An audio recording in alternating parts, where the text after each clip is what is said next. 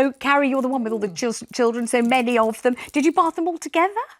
Well, no, because they have such big age gaps, so that would not have been appropriate. I am thinking, though, that as a child, I think my brother and I were put in the bath once a week. And now, when you have a baby, that's it. They bathe every single day now. So this idea of a daily wash rather than just a flannel wash, that is a cultural shift, I think. Huge. Yeah. I mean, like huge. When you talk about bringing a tin bath down, surely they didn't bring it down every day. No, once a week on a Friday. Right, once a week. So you were clean for the weekend. Yes. And that was lovely, and everyone was sparkling clean for that day. Maybe we're just a bit too clean. But I suppose, I mean, seriously, it would be worrying if a bath time tax meant, Suzanne, that people decided to bath less and just kind of knock bathing on the head. Well, I think we've got to be mindful how much water we're using. And I think it's less about taxing, putting the money up for the families involved, and more at looking at like the water waste with big corporations. Like, they're the people who are using so much water, and a lot of the time unnecessarily. And so I think we've got to be very, very mindful how much we're bathing. I think if you can bath your kids together, and if it's appropriate and they are at an age, then why not?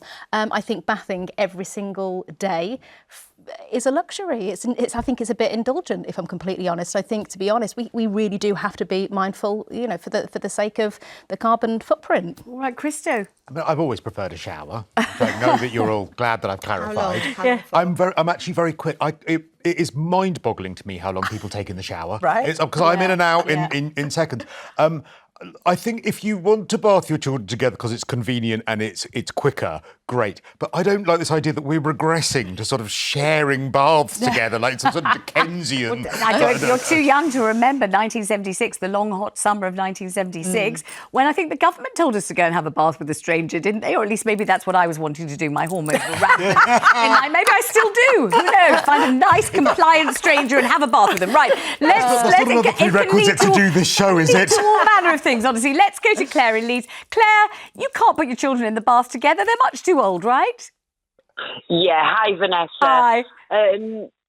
When they were younger, they did used to share. The youngest two lads did used to share a bath, but now they're from 16 onwards. Yeah. I work stupid hours, so I like to get home, have a bath. I refuse to share a bath water with anybody. And now they're getting at the age where they want to. But I live in a council property that does not have a shower. So am I going to get stung by this rate because the council won't put me a shower in the house?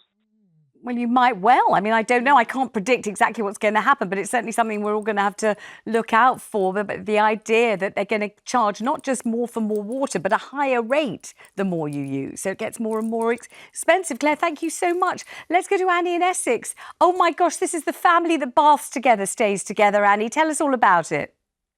Yes, Vanessa, I think it's a very good idea that children share a bath when they're small. Yeah. My husband and I don't have any children. We're been married over 40 years now, and we've always shared the bath. Not together, I may say.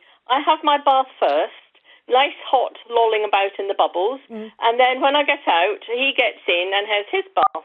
And we have done this since we first met 40 years ago.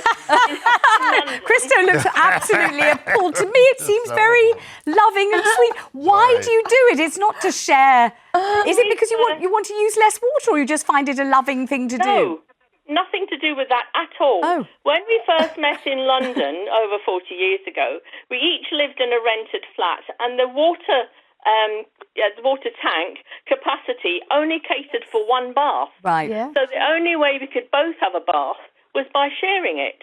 And we've just done it ever since. I have to say, when I get out of the bath and he goes to get in, the water is still absolutely pristine. It's not dirty. It can't possibly be. Cristo doesn't believe you, Annie. It can't possibly be clean, because that's the whole point of cleaning. And secondly, if you've been doing it for 40 years, it's about time you put a stop to it. But I'm interested, do you top it up with hot water? Because no, not necessarily, because I like a hot bath. So by the time I've got in, bathed, and come out again, the water's still nice and hot for him.